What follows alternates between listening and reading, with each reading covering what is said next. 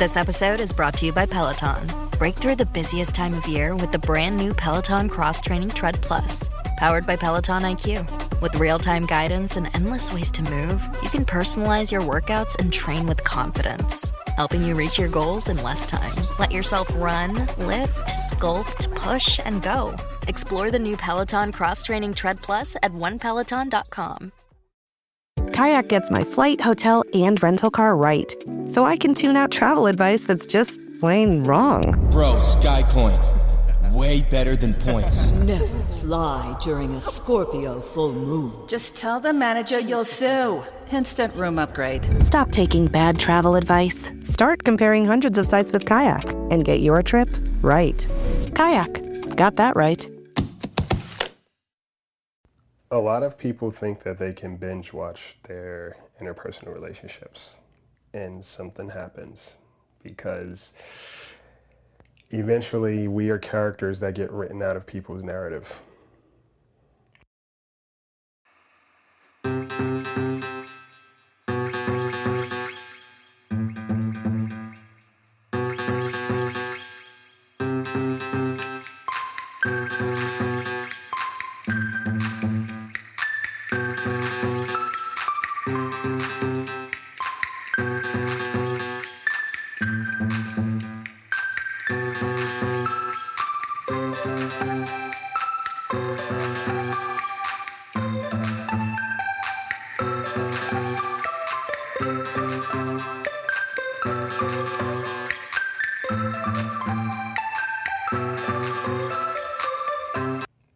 Guys, welcome to the Bird Brain Podcast, where the goal is to rise above it all, stay elevated, create that infinity, and up your you. I'm your host, Isaiah. And first, I want to start by saying, guys, take care of yourselves. Please, please, please take care of yourselves. I say that a lot, it's a part of the wrap up, but man, take care of yourselves. Right? Get checked out, do your due diligence, stop burning out. Stop trying to do the most for very little, and understand what it is that you are exhausting yourself over. I'm finally getting my voice back, so that's exciting. But last week I would have sounded like Darth Vader, and I've already gotten some critiques. Some people are like, "Yeah, you're speaking too low," or "I can't hear you," or something else. So I was like, man, when this voice don't work, nothing else does. So we're back in full effect, and yeah, this is a PSA to just make sure you take care of yourselves. And sometimes, as much as you want to show up, you probably cannot, and that's okay. That is okay, because the more you avoid rest, the more it becomes a requirement. By the time it becomes a demand on you versus something that you are naturally doing, it usually happens when it's not the most ideal. So stop treating rest like a reward system and treat it like a requirement to your daily living. Okay? Hope you guys are good. It's middle of March, spring season, allergy season, and the sun is out a little bit longer. A lot has taken place. I don't know about you guys, but I think I talk about this, like, for some reason my spirit moves in seasons, and it responds to different seasons. It's kind of trippy, but I love it. And I know spring for me is always, I don't know, it's just kind of like, my flower petals open, which I think is really, really dope, because there's a lot to experience and just explore and just feel and just understand. And I think it's been such a, it's been an interesting journey. It's an interesting journey. And I think one of the things I wanted to talk about today is emotional stamina, especially when it comes to relationships, and how I can't tell you how many times I hear people say, we're adults, we have busy lives. And sometimes I sit back and I'm like, what does that mean? I personally, I don't know what that means. Other than the fact that it doesn't mean anything. Like, water is wet, right? So we're communicating something that's clearly obvious, but why are we communicating it, and who are we communicating it to? I think One of the things I make sure I don't do is kind of state my claim of importance when I am talking to somebody who's important to me, somebody who I'm in a relationship with, somebody who I'm doing life with, somebody who I want to do life with. And the comparison of time, hierarchy or superiority becomes this dance. For me, I think about it like this. I'm like, I'm a CEO, right? I'm never not working. My brain doesn't stop. I don't have I've created boundaries around when I stop working, but overall, I'm always working, right? There's always something to do in my day. I work with clients, 5 days out of the week, helping them improve their lives and just rebuild their infrastructure of their actual lives. Like, we're doing real life work, right? This is heavy stuff. Sometimes it's heavy, sometimes it's light, but it's real life stuff. When I'm not working with clients, I'm working on myself. I'm going to therapy. I'm investing in my interpersonal relationships. I'm doing things for myself. I'm writing books, recording podcasts, posting content, but I know for me, I've never felt like a busy person. I've never felt like a busy person. A lot of times I always felt like I wasn't doing enough. But life is starting to show me, it's like, hey bro, you gotta slow it down. You gotta rest. Because for me, I'm used to operating from a certain space. So it never feels necessary for me to tell somebody how busy I am. Because I tell people all the time, it's like, I'm not a busy person. I just do a lot and I get a lot done. The reason why is because I'm not constantly running around telling people how busy I am. I don't have time for that.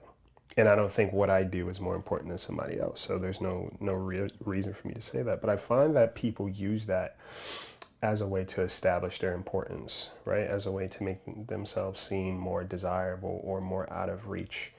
And a lot of times, honestly, it comes across as like egotistical, self-centered, very deflective, and also inconsiderate of the fact that somebody else may be trying to be a part of your life or keep you in theirs.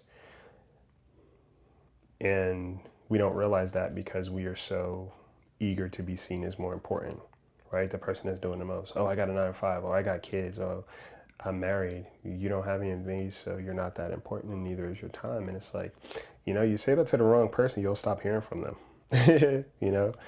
You say that to the wrong person, you'll stop hearing from them. I know for me personally, it's like the moment somebody starts itemizing and telling me the list of the things they got going on and why they're so busy and why they can't seem to keep a connection and all that stuff, I am not your audience. You will lose me. You'll lose me, because all I'm hearing is what you're prioritizing and what is important to you. And that's great. I'm not here to argue importance. I'm here to be intentional, And I think a lot of times, especially nowadays, one of the quiet problems in modern relationships is that people treat other humans like Netflix shows. It's this thing where it's like, you should operate on my time. They disappear for months, sometimes years, and then they come back saying we should catch up. But relationships are not TV series. You can't binge watch people. And that's this whole concept we have in mind. I think we are so instant gratification focused that we don't realize, like, people don't operate on your time. You can't microwave people. You disappear for months on end. I'll tell you what, I was thinking about it. If I think about my week, if I think about the last 3 days, there is so much that has happened in the last 3 days. Forget months, but the last 3 days. And then somebody comes along and is like, oh yeah, we should catch up with what's been going on. 3 hours of your time, and you want me to catch up 5-6 months? No, that's emotionally exhausting. Right? The thing that we're missing about relationships, and we try to appropriate distance instead, is that they require continuity. Emotional closeness is built through repeated presence. And without interaction, connection naturally weakens over time. I don't care what anybody says. This whole thing of like, oh yeah, I haven't talked to my best friend in 10 years and we're still solid. If you were to ask and have a very honest conversation with your best friend and be like, hey, what does our friendship feel like to you?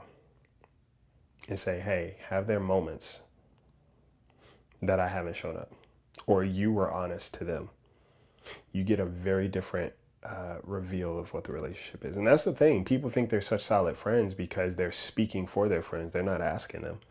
They're speaking for them. You know?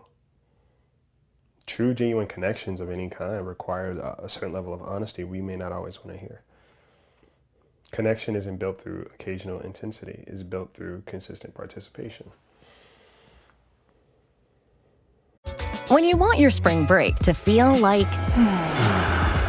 and your kids' pool day to feel like... and your hotel bed to feel like... ooh, and room service to feel like... because at Hilton, hospitality feels like... Your cabana's ready. Would you like fresh towels? It matters where you stay. Book now at Hilton.com. Hilton, for the stay. This episode is brought to you by Nespresso. Introducing Virtuo Up, the latest in a long line of innovation from Nespresso. It's innovation you can touch, sense, and taste in every single cup. With a 3-second start, easy open lever, and dedicated brew over ice button, it's even easier to enjoy your coffee your way. Sip for yourself. Shop Virtuo Up exclusively at Nespresso.com. Right? Emotional stamina equals the ability to sustain relationships over time. And truth of the matter is people may like you, you may like people, but that doesn't mean there's a capacity to maintain a relationship with one another. We assume that if someone cares about us, they naturally show up. But caring and capacity are two completely different things. And we think that other people should just get it when we're not caring for them, right? You have to show up. I don't care what anybody says, you have to show up. Because if that wasn't the case, people wouldn't be walking around in despair and feeling so empty. There's negligence that's taking place, and we're trying to make it so normalized, and naturally our bodies are fighting against it. Many people want companionship. Many people like companionship. Many people want connection. They enjoy emotional validation, but they don't have the stamina to maintain it. You know, and examples of that is disappearing for months, you know, only reconnecting when lonely, only engaging when it's convenient.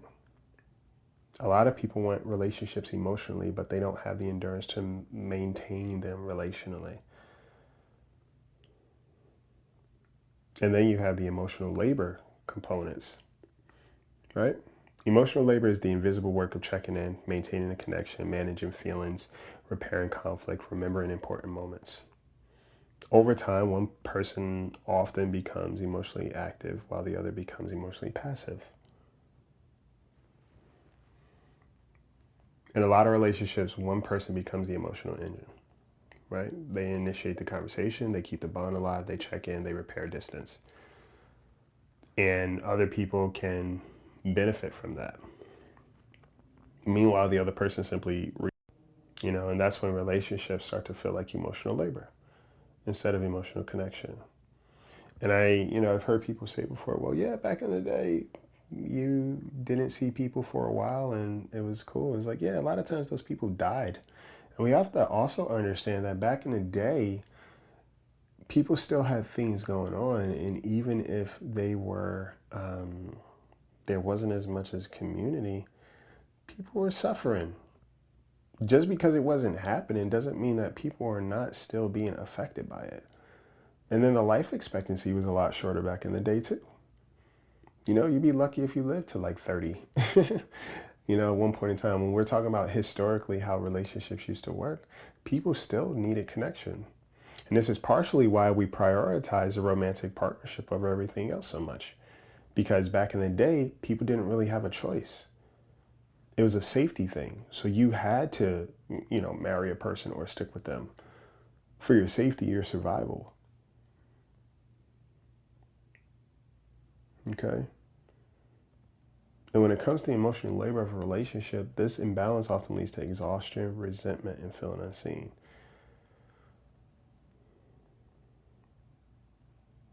And then one person starts to feel like the emotional anchor, right? The anchor is the person who stabilizes the relationship. They absorb the emotional weight. They maintain continuity. Anchors are meant to stabilize ships. They're not meant to carry entire fleets. And the trap that happens a lot of times for emotionally aware people is they often become anchors because they notice emotional shifts. They care about the connection. They value intentional relationships. But eventually you start realizing you're not in relationships. You're maintaining them. And that's where the exhaustion comes from. And it sneaks up on you, right? You just feel drained. You feel hollow. You feel kind of foggy, but also in the relationship itself, you stop feeling fulfilled. In the beginning, it may be blind because it's novelty, right? In the beginning of a connection, this applies to friendship, yes. It feels kind of like, oh yeah, we're homies. Like everything's copacetic, it's smooth. And then you start to notice, hey, wait, does this person ask about me? Are they looking to support me? What is our dynamic? Right? And research consistently shows that when one person carries the majority of emotional effort, it leads to burnout and disconnection. And that's just what it is. Sometimes the issue isn't that people don't care about you. The issue is that they don't have the emotional capacity to sustain the relationship. And when we refuse to acknowledge that, we start making excuses for patterns, right? They're busy. Life happens. They're adults. We're still close. But the truth is, intimacy doesn't survive on occasional check-ins. You cannot binge watch people, right? You want to pay for a month subscription to a person and then cancel until further notice. Or you want a free subscription. A lot of the work I do with my clients actually revolves around this exact issue. People come to you because they feel emotionally drained, undervalued, confused about relational dynamics. You know, and one of the things I love doing is I help people recognize the emotional labor patterns. I help people recognize where they are responsible, right? Because we can sit back and huff about how somebody is not showing up for us, but what are we doing about it? I help them understand and recognize who actually has capacity for you in relationship. What do you actually have capacity for? Because sometimes it is easier, it's weird, but it is easier to function in chaos for some people, right? Their body responds to novelty, to this thing of like, oh, I have to chase, right? And because you have to chase, you never have to stay still long enough either. So again, you're always in motion. And while it's frustrating, you'll kind of continue it because that's what your body's used to. But let a person stand still and you guys do the dance of exchanging with each other. There are going to be some edges that get rubbed up against, discomfort, right? Your nervous system may respond differently. There might be elements of self-sabotage with both of you. There might be some hard conversations. There might be some blind spots you recognize that you don't have, right? I love helping people build intentional relationships. It's so rewarding for me. I'll be honest with you. One of the best things about me working with people and my work over the years is, man, when somebody is really willing to show up and work with me, for one, I take it seriously. The moment somebody comes to me and says, hey, Isaiah, I want to change my life. There have been things that have been going on. I'm hurting. I'm recovering from this. I'm scared. I want something new. I'm like, yo, say less. I got you, you know? And I at that point in time, it's like we're locked in. And I always say it only works when you're willing to do the work, right? I'm not here to fix a person. I'm here to help the people who are looking to be a support system in their own growth. And man, is it a journey. Man, do we grow. Man, do we build. It's such a beautiful thing. I really take pride in the work that I do. And I'm so proud of the people who come to me and they're like, hey, I meant it. I want to change my life. And I'm trusting you to help me do that. And I'm like, you come to the right place. But I love that because when we are doing the work and we're working through everything, there's a lot of aha moments. There's a lot of things that were probably sitting right in their face and like, I never saw that, never noticed that. I didn't think of it that way. You know, and a lot of times it's helping people recognize emotional labor patterns. You know, healthy relationships aren't built on emotional intensity, they're built on mutual stamina. Here's the deal. Not everyone has the emotional capacity to be in your life long term. And the sooner you recognize that, the sooner you stop exhausting yourself trying to maintain connection. Again, relationships aren't something you binge. They're something you build. And the people who want to build with you, you will feel it. They will be curious. They'll be committed. They'll be consistent. They will be intentional. Okay? Sometimes people just enjoy you. Some people love how you make them feel. But the idea of loving you in real time might feel like a chore. They might not be equipped. You know, a lot of times people say they want intentional relationships, but that's what they want. They may not want to be a participant in those intentional relationships, but they want somebody who's intentional. We all do. Until that person is intentional about how we're treating them, then it becomes different.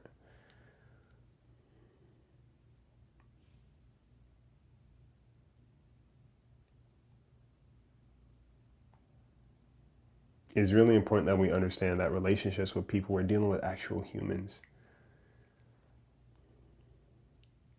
And I don't care what anybody says, how busy they are or whatever, they got things going on. It's like, when somebody said something to me, they're like, the busiest people are usually the ones that are the most communicative, right? If you want to get something done, ask a busy person, because they will make sure it happens.